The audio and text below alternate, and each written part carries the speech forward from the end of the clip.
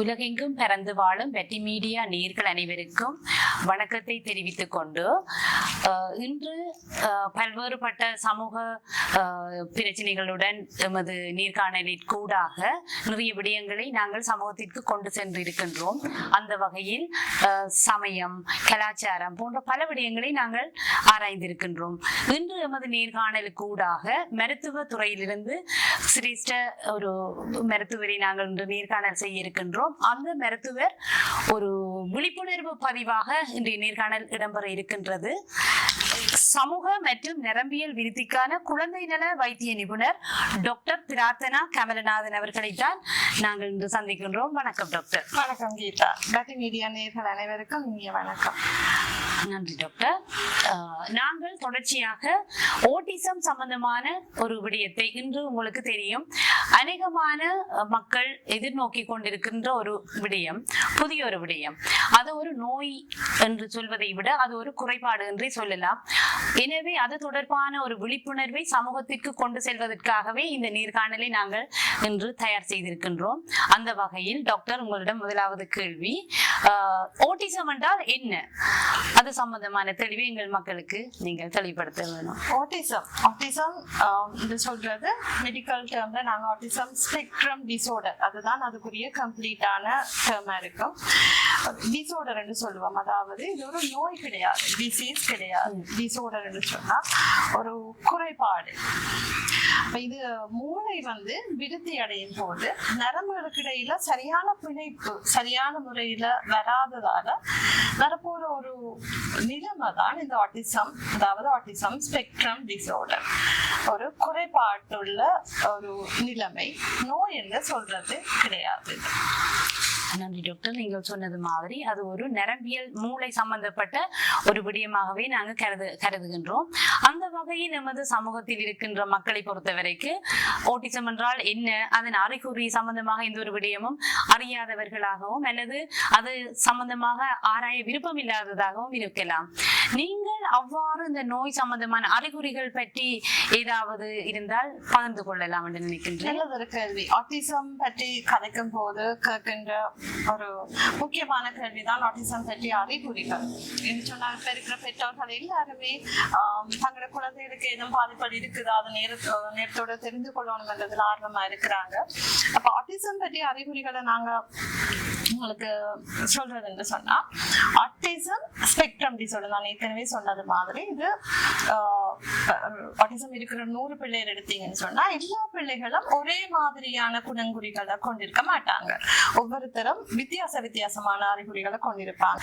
எல்லாரும் ஒரே மாதிரியான பாதிப்போட இருக்க மாட்டாங்க. சில பிள்ளைகளுக்கு இந்த நோய் தினமா பாதிப்பு கூடுனதா இருக்கும், மற்றவங்களால கண்டுபிடிச்சு கொள்ளக்கூடியதா இருக்கும். சில பிள்ளைகளுக்கு பாதிப்பு குறைஞ்ச மாதிரி இருக்கும், பெற்றோர்களால மட்டுமே கண்டுபிடிக்கக்கூடிய மாதிரி இருக்கும். அப்ப ஆட்டிசத்துக்கு இருக்கிற அறிகுறிகளை நாங்க 2 பெரிய தலைப்புல சொல்லலாம். ஒன்று social communication and interaction deficit. ரெண்டாவது விஷயம் ரெஸ்ட்ரிக்டட் அண்ட் ரெபிட்டிட்டிவ் இன்ட்ரெஸ்ட். அப்ப இந்த 2 பெரிய தலைப்புல தான் நாங்க அந்த ஆட்டிசத்துக்குரிய ஸ்கிரீனிங் செய்து ஆட்டிசத்தை நாங்க டயக்னோஸ் பண்ணுவோம். அதாவது ஆட்டிசம் இந்த பிள்ளைக்கு இருக்குன்னு சொல்லி. முதலாவது தலைப்பு பாத்தீங்கன்னு சொன்னா deficit in social communication and interaction. அதாவது சோசியல் கம்யூனிகேஷன் என்ன, மற்றவங்களோட நாங்க தொடர்பாடுறது, சமூகம் என்ன மற்றவங்களோட நாங்க தொடர்பாடுறது. அதுல இந்த குழந்தைகளுக்கு என்ன சொல்றது குறைபாடு இருக்கு. அவங்க மற்றவங்களோட தாய் தகப்பனோட தொடர்பாடல் இல்லாம, அதாவது முகத்தை பார்த்து கதைக்காமலுக்கு, அவங்க பேர் கூப்பிட்டா பார்க்காமலுக்கு, தங்களோட தேவைகளை வெளிப்படுத்த இல்லாத மாதிரிக்கு இருப்பாங்க. நான் நினைக்கிறேன் அந்த புலன்கள் தொடர்புகள் இல்லாம இருக்கு. சரியா சொன்னீங்க. சோசியல் கம்யூனிகேஷனும் இன்டராக்ஷனும் இல்லாம இருக்க போகுது. அப்ப இது இந்த பெரிய தலைப்பு கீழே கொஞ்சம் அறிகுறிகள் இருக்கு. அப்படி நான் விளக்கமா சொல்றேன். ரெண்டாவது தலைப்பு ரெஸ்ட்ரிக்டட் அண்ட் ரிப்பீட்டிவ் இன்ட்ரெஸ்ட்னு சொல்லுவோம். அதாவது இந்த குழந்தைகள் ஆட்டிசம் நிலைமையால பாதிக்கப்பட்ட குழந்தைகளை பார்த்தீங்கன்னு சொன்னா ஒரு குறிப்பிட்ட குறிப்பிட்ட ஆர்வம் குறிப்பிட்ட இன்ட்ரெஸ்ட் மட்டும்தான் இருக்கும்.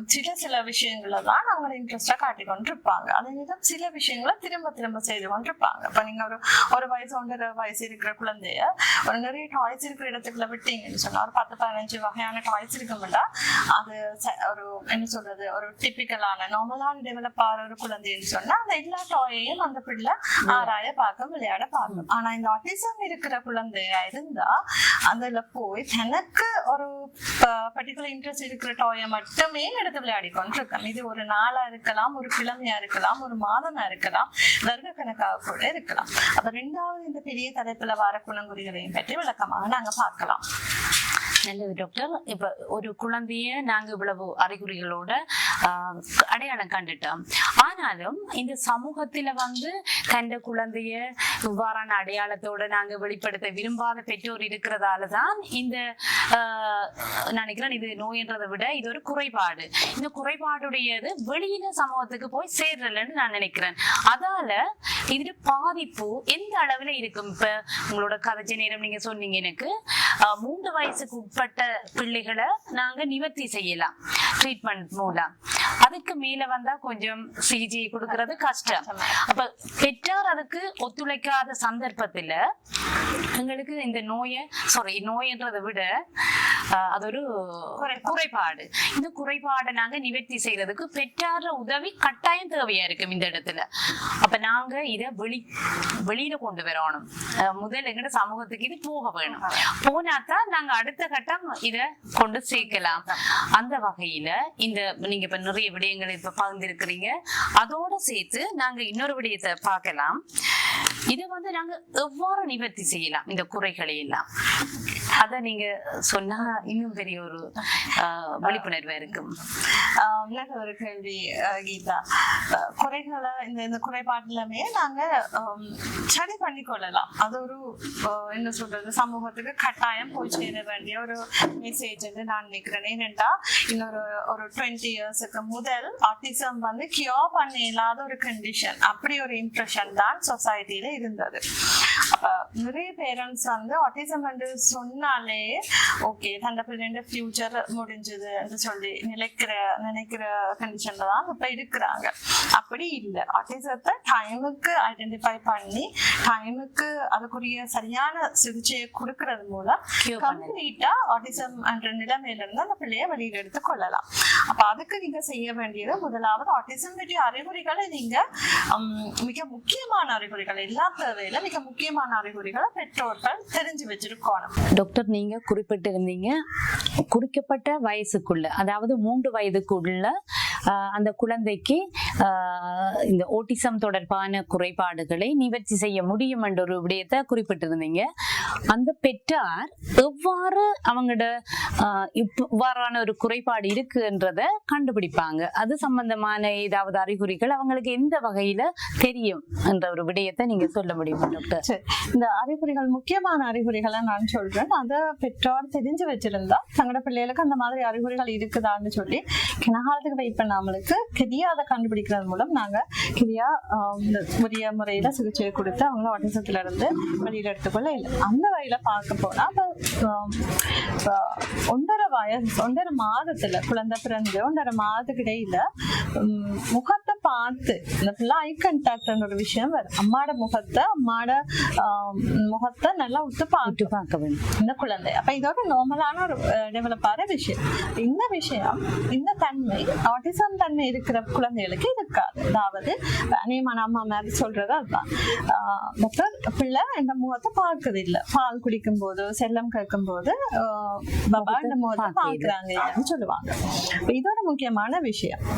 அடுத்தது 3 மாதம் வரைக்கும் ஒரு குழந்தை விருத்தியாகி 3 மாதம் அப்படி வரைக்கும் சோஷியல் ஸ்மைல் என்ற ஒரு விஷயம் பிள்ளைக்கு வரும். அதாவது இன்னொரு மனித முகத்தை பார்த்து சிரிக்கிற ஒரு தன்மை. உங்களுக்கு தெரியும் சிரிப்பு மனிதனை மெட்ட மிருகங்கள்ல இருந்து வேறுபடுத்தி.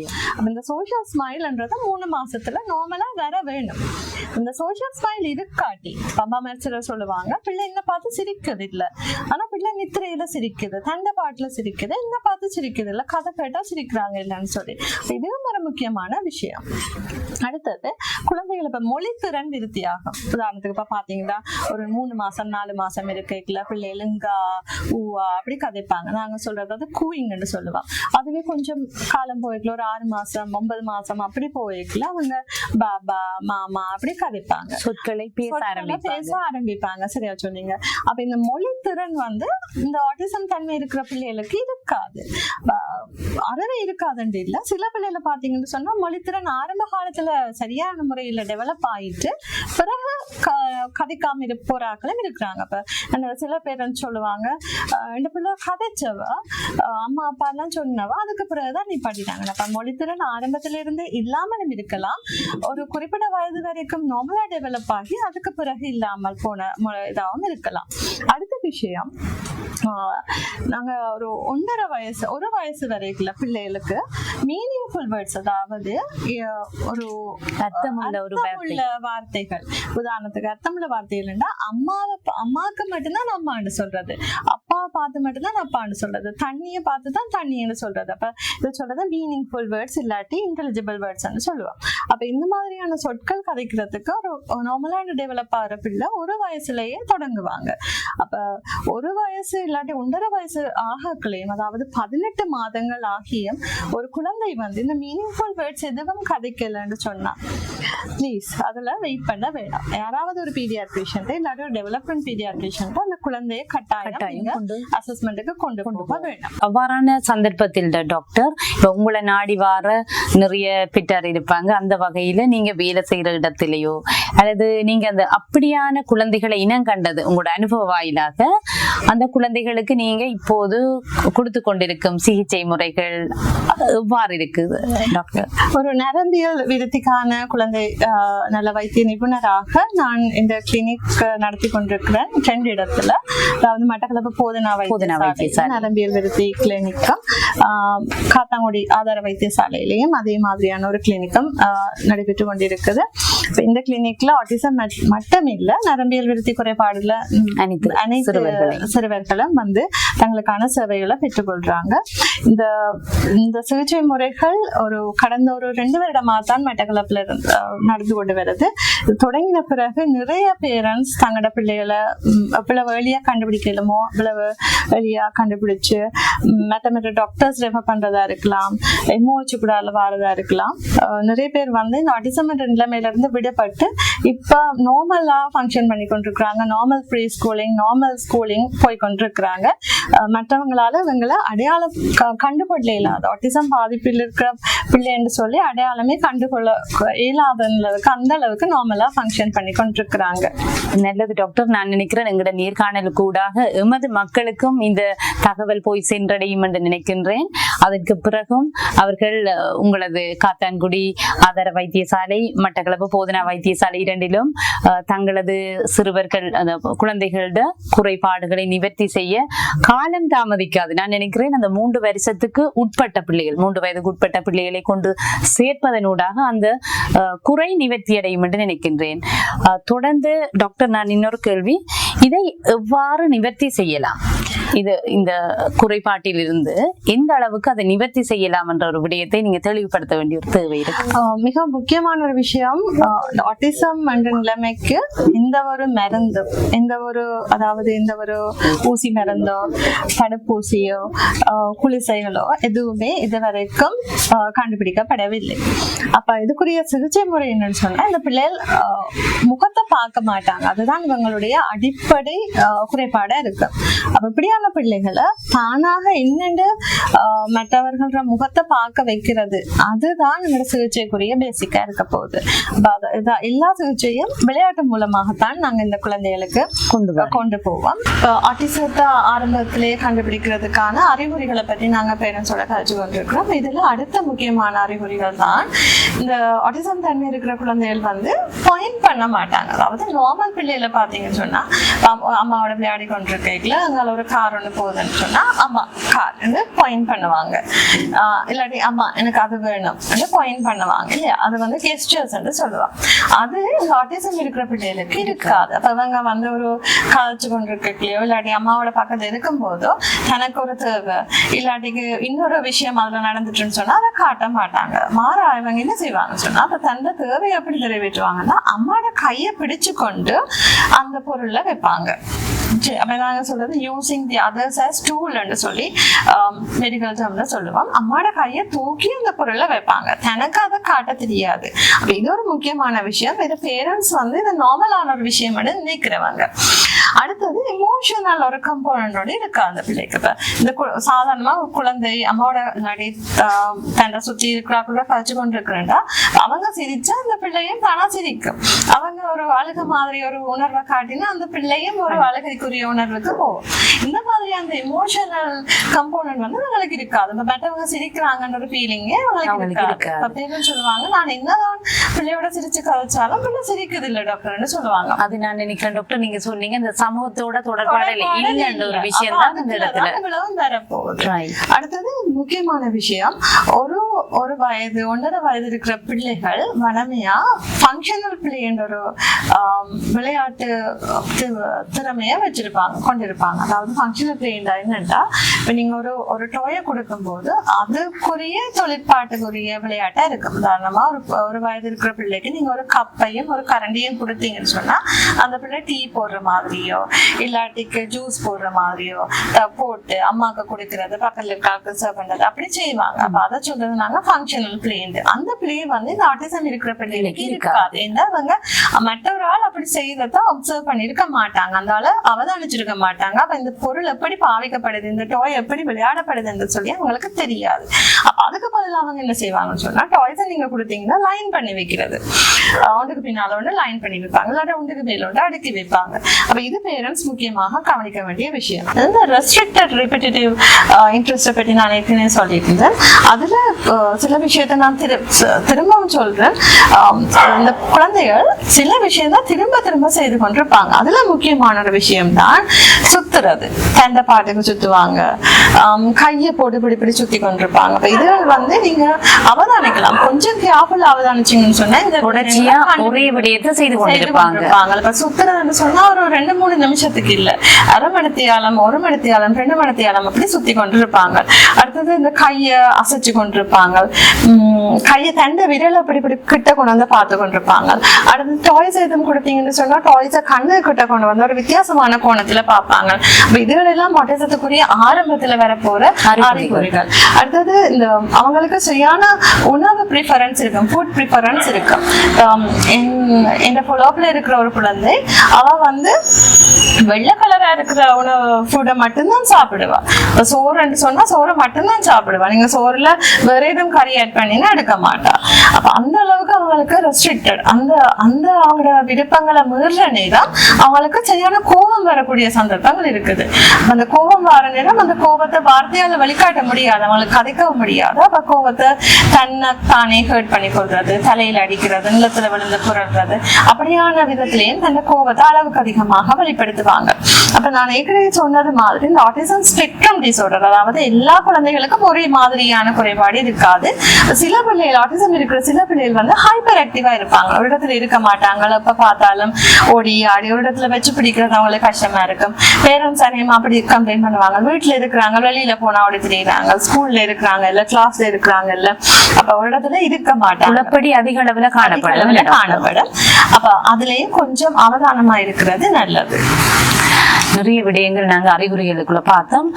முக்கியமாக ஒரு பேரண்ட்ஸுக்கு தான் இந்த அறிகுறிகள் கூடுதலாக அவங்க கண்டுபிடிக்கக்கூடிய ஒரு தேவை இருக்குது. ஏனென்றா இந்த பேரண்ட்ஸ் கண்டுபிடிச்சாதான் அவங்க வைத்தியரை நாடக்கூடிய ஒரு சந்தர்ப்பம் இருக்குது. இது ஒரு நோய் அல்ல, குறைபாடு தான், எங்களால நிவர்த்தி செய்ய இயலும் என்று சொல்லி நீங்க சொல்றதை வச்சு நாங்க அறிஞ்சு கொள்ளலாம். எனவே இது ஒரு சமூக விழிப்புணர்வு நேர்காணலாக இருக்கின்றது. இன்னும் இருக்கின்றாங்க நிறைய பேர் இப்ப சமூகத்துக்குள்ள இருக்கிறாங்க. ஆனா நீங்க சொன்னதன் பிற்பாடு உங்களிடம் அதை கொண்டு வந்து பிள்ளைகளை சேர்த்து ஒரு சிகிச்சை அளிக்கக்கூடியதா இருந்தால் இந்த நேர்காணல் வெற்றி பெறும் என்று நான் நினைக்கின்றேன். நிச்சயமாக டாக்டர். அதே நேரம் ஒரு குழந்தை படிப்படியாகத்தான் அந்த ஒரு குறைபாடை நிவர்த்தி செய்யலாம். அவ்வாறாக டாக்டர் அவங்க சிகிச்சை எடுத்துக்கொள்ளுகிற வயது மிக முக்கியமான விஷயம். இப்ப ஆட்டிசம் தன்மை ஆளுக்கால் வேறுபட்டாலும் உதாரணத்துக்கு 2 குழந்தைகள் வராங்க, அவங்க 2 பேரும் ஒரே அளவுல இருக்கிறாங்க. ஆனா ஒரு ஆள் வந்து இப்ப 3 வயசுக்கு முதல் சிகிச்சை தொடங்கினாலா இருந்தா அந்த ஆளுக்கு அந்த குழந்தைக்குரிய சிகிச்சை முறை மிகவும் ஸ்பீடா மிகவும் சீக்கிரமாக வெற்றி அளிக்கும். 3 வயதுக்கு பிறகு சிகிச்சையை தொடங்குற நேரம் கொஞ்சம் கடினமாக இருக்கும், இருந்தாலும் செய்து கொள்ளலாம். ஆனா அந்த பேரண்ட்ஸ் போட வேண்டிய எஃபர்ட் வந்து கொஞ்சம் கூடவே இருக்கும். எவ்வளவு கெதியா அந்த சிகிச்சை முறையை தொடங்கலாமோ அவ்வளவு கெதியாக எங்களுக்கு அந்த மாற்றத்தை பார்த்துக் கொள்ளக்கூடியதா இருக்கும். அடுத்தது அவங்க படிப்படியாக தான் முன்னேறுவாங்க. முதல்ல அவங்களோட பிஹேவியர், அதாவது அவங்க ஹைப்பர் ஆக்டிவ் சைல்டா இருந்தா ஹைப்பர் ஆக்டிவிட்டி குறையும். அடுத்தது முகத்தை பார்க்க ஆரம்பிப்பாங்க. இப்படி அவங்களோட மற்ற அந்த ரிப்பீட்டேட்டிவ் இன்ட்ரெஸ்ட் எல்லாம் குறையும். அதுக்கு அப்படியே அவங்க இம்ப்ரூவ் ஆகி போகும்போது கடைசியா அவங்களோட பேச்சு திறன் வளர்ந்து வரும். தற்போது டாக்டர் நீங்க சிகிச்சை முறை செய்து கொண்டிருக்கிறீங்க. எந்த வகையான விளையாட்டுகளுடன் கூடிய சிகிச்சை முறையா அல்லது அவர்களுக்கு எவ்வாறான சிகிச்சை முறைகள் செய்து கொண்டிருக்கிறீங்க? ஒரு குழந்தை நல மருத்துவ நிபுணராக நான் ப்ரிஃபர் பண்றது விளையாட்டு மூலமான சிகிச்சை முறை. எந்த ஒரு குழந்தையும் விளையாட்டு தான் அவங்க விரும்புவாங்க. அப்ப அந்த ஆட்டிசத்துக்குரிய சிகிச்சை முறையும் முழுக்க விளையாட்டு பேஸ் பண்ணி தான் இருக்கும். அப்ப இதுல நாங்க ட்ரெயின் பண்றது பேரண்ட்ஸ். வீட்டை போய் அவங்க தான் பிள்ளையோட மற்ற 24 மணி நேரம் இருக்க போறவங்க. அப்ப இந்த குழந்தையோட என்ன மாதிரி அவங்க விளையாடணும்னு சொல்லி பேரண்ட்ஸ் ட்ரெயின் பண்றதுதான் இந்த சிகிச்சை முறையில மிகப்பெரிய சேலஞ்சிங்கான பாயிண்டா இருக்குது. அநேகமான பேரண்ட்ஸ் அதுல ஆரம்பத்துல இந்த வரும்போது அவங்களோட விளையாட்டு திறன்கள் மிகவும் குறைவா இருக்கும். ஆனா போக போக அவங்க முன்னேறி கொண்டு அந்த பிள்ளையோட சரியான முறையில சிகிச்சையை கொடுக்கக்கூடிய பேரண்ட்ஸ் அவங்க மாற்றத்தை நாங்க நிறைய பார்த்திருக்கிறோம். அப்படிப்பட்ட பிள்ளைகள் தான் இம்ப்ரூவ் ஆகி ஒரு நார்மல் பர்சன் மாதிரி அவங்க சமூகத்துக்குள்ள போறாங்க. நல்ல விடயங்கள் டாக்டர். நீங்க நிறைய விடயங்கள் எங்களுடன் பகிர்ந்து கொண்டிருக்கின்றீர்கள். அதே போல் எங்கட சமூகத்துக்குள்ள பல்வேறு விடயங்களை நாங்கள் பெட்டி மீடியா ஊடாக நிறைய வெளிக்கொண்டு வந்திருக்கிறோம். அந்த வகையில் இன்றைய நாங்கள் ஏற்படுத்தி கொண்ட நேர்காணல் மிகவும் சிறப்பான ஒரு நேர்காணல், அதுவும் ஒரு விழிப்புணர்வுடன் கூடிய நேர்காணல். ஓட்டிசம் என்றால் அது ஒரு நோய் அல்ல, அது ஒரு குறைபாடு. எனவே எமது நேயர்கள் தமது பகுதியில் அல்லது பெற்றோர்களாகிய நீங்கள் பொறுப்பில் இருந்து குழந்தைகளுக்கான சிகிச்சை முறையை உரிய வைத்தியரிடம் கொண்டு உங்கள் குறைகளை நிவர்த்தி செய்தால் நல்ல ஒரு மாற்றத்தை ஏற்படுத்திக் கொள்ளலாம் என்று நினைக்கின்றேன். இதுவரை நேரமும் தங்களது நேரத்தை எங்களுடன் கொண்டு சேர்த்து அதனூடாக மக்களுக்கு ஒரு பாரியதொரு விழிப்புணர்வை ஏற்படுத்தி இருக்கின்றீர்கள். பெட்டி மீடியா சார்பாக நன்றிகளை தெரிவித்துக் கொள்கிறேன் டாக்டர். நன்றி. நன்றி கீதா. நேயர்கள் அனைவருக்கும் நன்றி. வணக்கம்.